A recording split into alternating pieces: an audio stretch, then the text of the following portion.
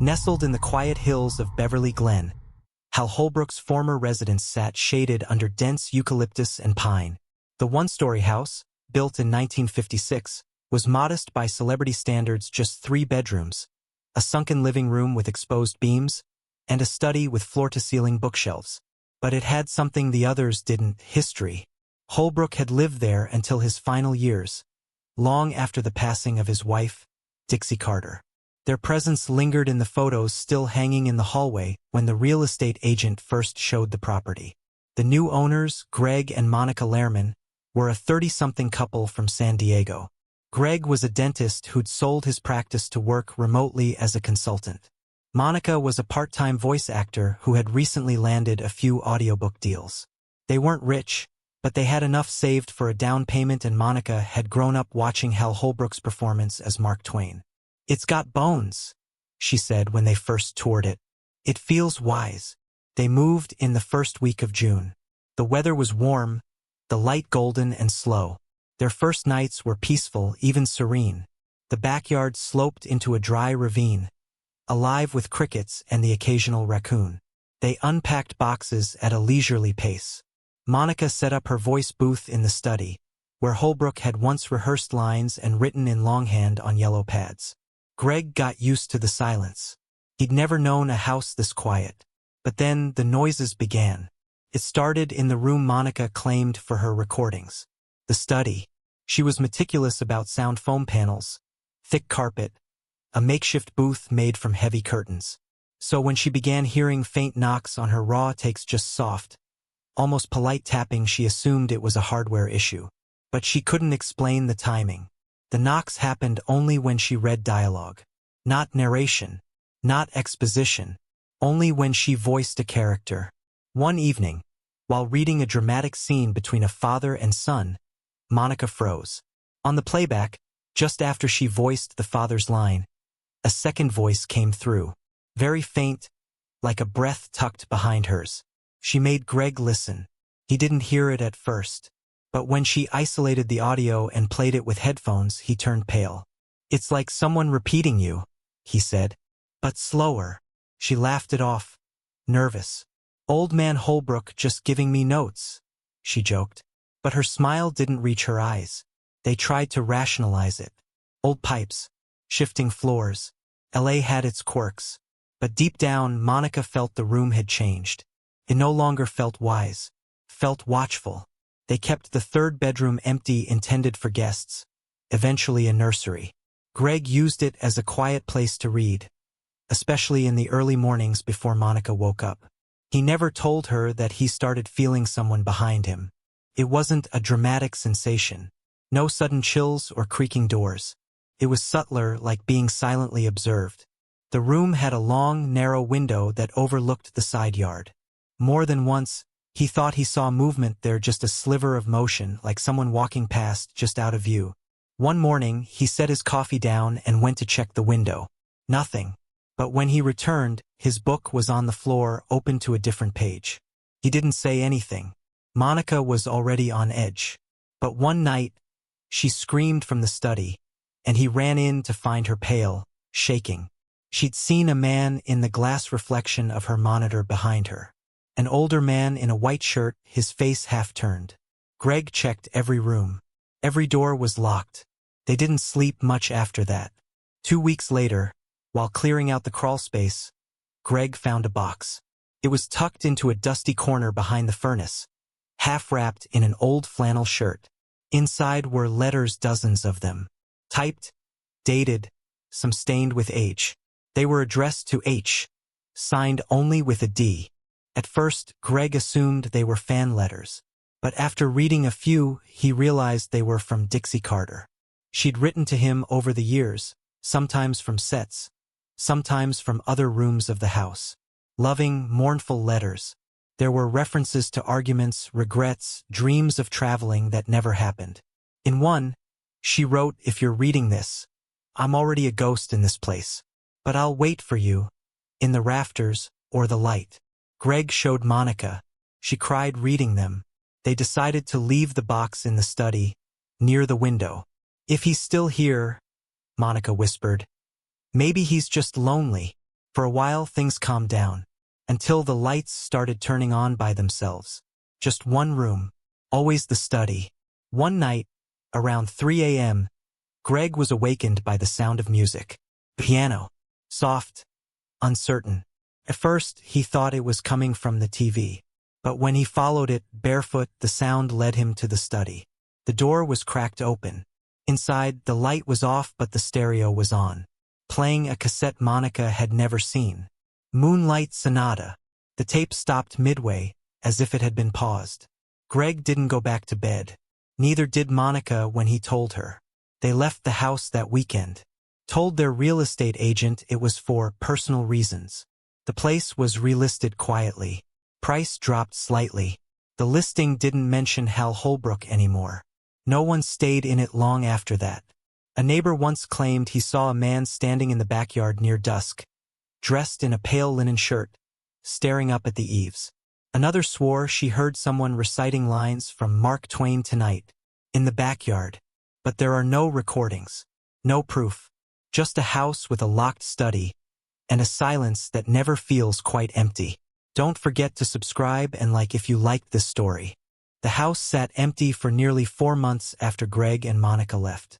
During that time, the foliage in the backyard grew dense and unruly, wild rosemary climbing the fence like fingers. A contractor who was hired to inspect the roofing reported an overwhelming smell of lavender and dust inside the home, even though no windows were open and no scented products had been left behind. The real estate agent, still trying to unload the property without drawing attention to its unsettling history, told him not to worry. "It's an old actor's house," she said. "Theatrical air, that's all." But inside, something was shifting, as if the house were holding its breath. In late October, a new couple arrived. Daniel and Simone Rivas were in their early 40s, both career professionals from the Bay Area. Daniel taught American literature at a private high school. Simone was a lighting designer for theater productions. They were quiet people, thoughtful, polite, practical. They weren't prone to superstition. When they first toured the house, Simone noted the sunlight that poured in through the high clear-story windows in the morning, how it cast long rectangles onto the hardwood like pages in a book. Daniel was drawn to the study, in particular the bookshelves, the modest desk, the worn leather chair left behind by the previous owner. "Someone did a lot of thinking here," he said. They moved in the day before Halloween. For a while, the house welcomed them. The days were warm, the nights crisp. They walked together in the evenings, learned the names of the birds in the canyon, made small renovations to the kitchen. Simone installed a new dimmer system in the dining area. Daniel began to stock the bookshelves in the study, carefully organizing them by theme: American realism, the Southern Gothic, drama. One morning, as he shelved Death of a Salesman, a thin, folded piece of paper dropped out of the back of the bookcase. Not from the book, from the shelf itself. He bent to retrieve it. The paper was brittle, almost translucent, folded 4 times over. On it, typed in faint ink, was a single line. "I can't tell where the roll ends and I begin." No signature, no context. He showed it to Simone that night. She frowned, turned the page over in her hands. "You think this was his?" she asked. "Maybe," Daniel said. "Or maybe it's a prop. Something from a show." But it didn't feel like a prop. It felt like something whispered and private, something dropped deliberately into the mouth of the house. They put it in the desk drawer and didn't speak of it again. It was the middle of November when Simone began to notice the temperature shift. Not in the house generally, just in the hallway between the study and the guest room. She described it as sudden cold, like opening a freezer in summer. The cold never extended beyond that stretch of wall. It came and went, irregular, but always in that precise spot. Daniel thought it might be faulty insulation or a small draft from the attic vent. He climbed up one afternoon, flashlight in hand. There was nothing, just insulation, wires, dust. But when he descended the ladder, he paused. The hallway was freezing again, and he could see Simone standing at the end of it, rubbing her arms, eyes fixed not on him but just beyond him, at the top of the ladder. "Do you hear that?" she asked. He didn't. Not at first. Then a soft scraping, something dragging against wood. Above them, He climbed back up. The attic was still. The light from his phone scanned the dark. Rafters, cobwebs, the occasional cricket. Nothing. Still, the cold persisted. They stopped using the hallway after dark. Simone's lighting work often involved testing gels and diffusers at home. She liked to experiment in the evenings, turning the living room into a kind of theater set deep ambers and ocean blues, shadows against walls. One night, she clipped a soft purple gel to the standing lamp in the corner and sat back to admire the effect. The curtains, long and sheer, swayed faintly, though the windows were closed. She stared at the movement. It was almost rhythmic, as though someone had passed through them just before she'd looked. Then, a voice. Low, aged, gentle but heavy with warning. She always came back through the same door. Simone stood, heart pounding. She searched the room. No speakers were on. No TV. Her phone lay untouched on the kitchen counter. She tried to tell herself she'd imagined it, that it was a fragment of an old recording, maybe one of the tapes left behind. But when she checked, the stereo was unplugged. She didn't tell Daniel. She began leaving the curtains tied back. Daniel had a habit of brushing his teeth late at night with the door open, looking into the hallway mirror that reflected the corridor behind him. It was a habit born of years in dorms and shared apartments. One night, while brushing, he caught a glimpse of something in the reflection, a man's shoulder, white shirt, stepping into view just at the edge of the frame. He turned. No one. He looked back into the mirror. Nothing now. But the brush slipped from his hand, hitting the sink with a clatter. There, fogged faintly in the corner of the mirror, was the outline of a handprint. Too large to be Simone's. Slightly splayed, as if someone had leaned forward, trying to see through. Daniel began sleeping with a light on in the hallway. Simone didn't ask why. They both sensed something, but neither said it. Not yet. They continued living in the house, surrounded by silence that no longer felt quiet.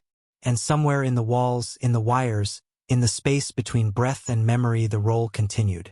It was never finished, because he wasn't, and the house was still waiting for the final line. It was early December when the sounds returned. Not creaks, not pipes, not anything mechanical, but footsteps, measured, slow, as if someone was pacing from the study to the guest room and back again. Always the same pattern. Always the same time of night, 2:43 a.m. Simone was the first to hear them. She'd been working late on a projection design, her laptop balanced on a pillow as she reviewed footage from a recent stage production. The sound came faintly at first, a soft weight pressing against floorboards she thought she knew. Then it grew more defined, heel, toe. Not the walk of someone lost. A performer's walk, deliberate, marked, as if the floor itself was a stage and the corridor a scene being repeated over and over. She muted her video, held her breath. The steps continued for another 12 paces, then stopped. She crept to the hallway, flicked the light on. Empty. But the air still pulsed, as if breath had just been exhaled. Daniel wasn't home that night. He'd taken the train to Santa Barbara for a literary conference. When he returned the next evening, Simone waited until they were in bed before speaking. "He's walking again," she whispered. Daniel didn't ask who she meant, because he already knew. Daniel had found it tucked behind the stereo system a few days earlier, but hadn't mentioned it, thinking it was just another artifact of Holbrook's long life. A plain black cassette, unlabeled, wrapped in a paper napkin that smelled faintly of burnt wood. The tape was old, warped at the edges. He loaded it into the cassette deck one night when Simone had gone to bed early. The audio began with nothing but hiss. Then faintly a voice. It wasn't a monologue. Not quite. More like notes, mutters, pauses, repetitions. He enters, not to be seen, but to be understood. Then silence. Then again. She always stood with her back to the mirror. She knew. She knew. The voice was unmistakably Hal Holbrook's. Not as Mark Twain. Not in character. His real voice, worn, lower, searching for something just out of reach. Daniel sat still for 10 minutes, listening. Then, at minute 11, something changed. The voice was no longer rehearsing. It was speaking urgently. "I feel the house listening. Not just to me, but through me, through the walls, the breath. I feel her here and I don't know how to leave. Daniel stopped the tape. The air in the room shifted. It was imperceptible but immediate, like the lights had dimmed without changing. Like something had leaned closer. He didn't play the rest. He slid the tape back into its case, wrapped it again in the napkin, and placed it in the drawer beneath the desk. The next morning, the drawer was open. The tape was gone. She hadn't taken a stage role in years, but when her friend Nora begged her to read for a role in a small, one-act production at a gallery in Silver Lake, Simone relented. It was something light, a woman speaking to a version of her dead husband, unaware that he wasn't just in her memory, he was in the room. A ghostly kind of monologue. She read the script in the study, facing the window. She didn't see the man standing outside until the third rehearsal. At first, she thought it was Daniel, tall, lean, his head tilted as if listening.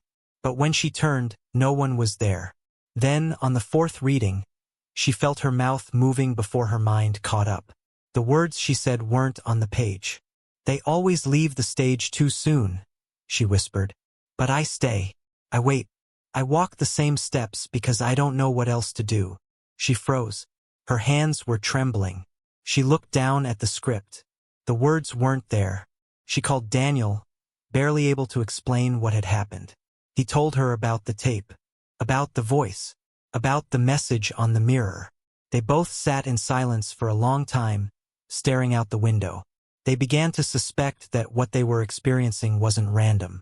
It was a scene, one that hadn't ended.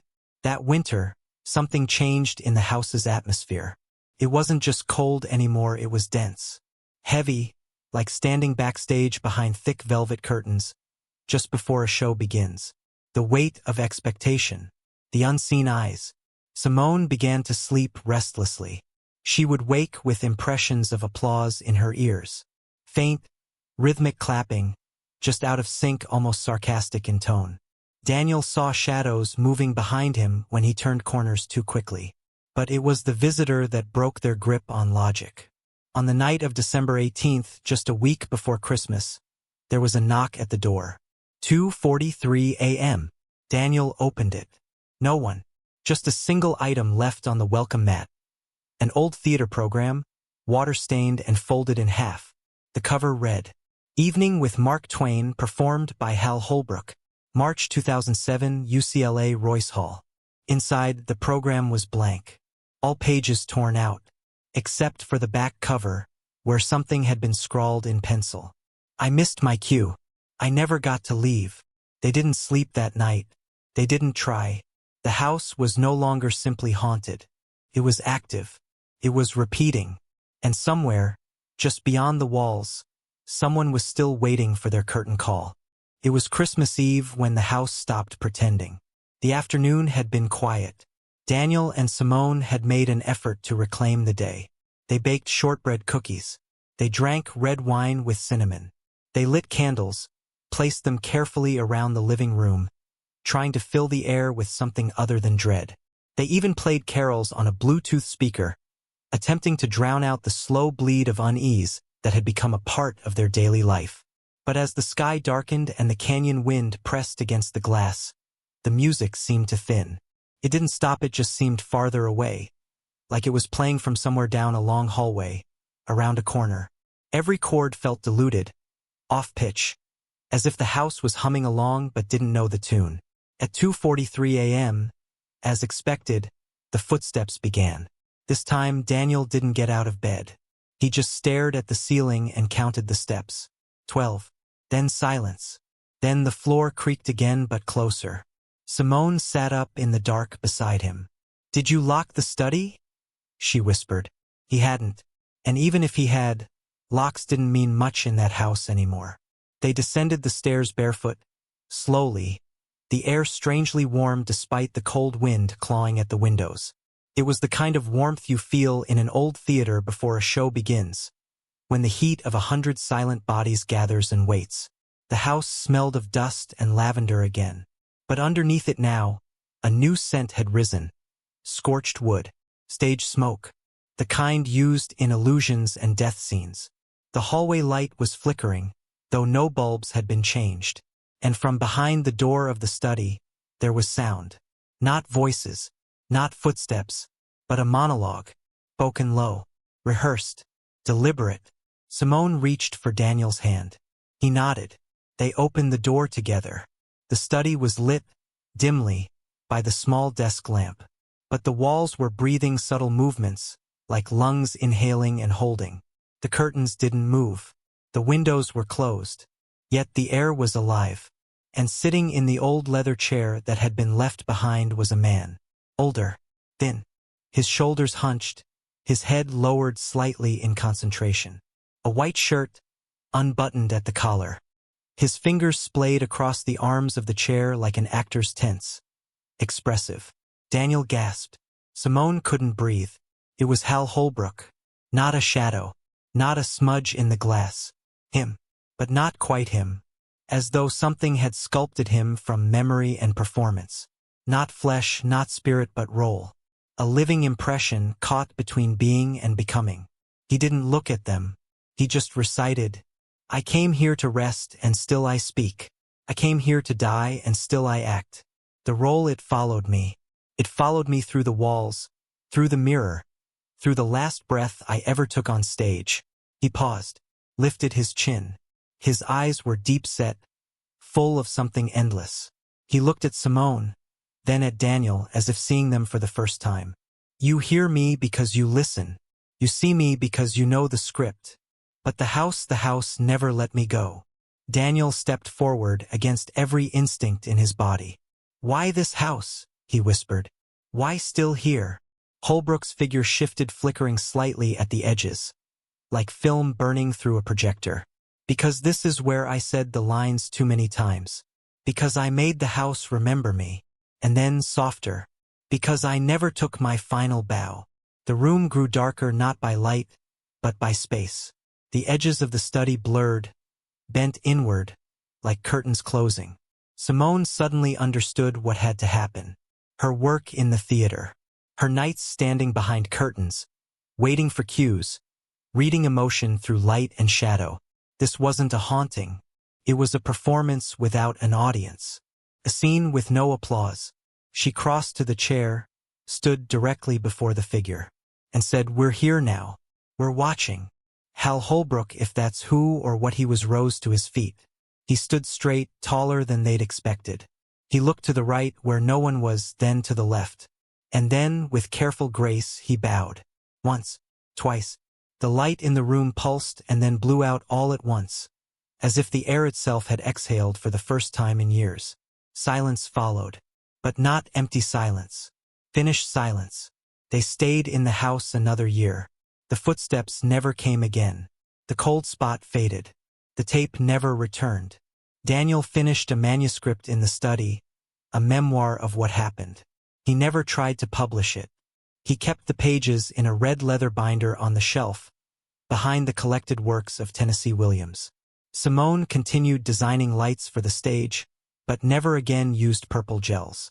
Sometimes, at night, they both thought they heard applause faintly in the distance, soft, dignified, brief.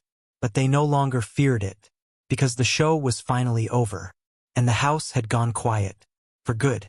Don't forget to subscribe and like if you liked this story.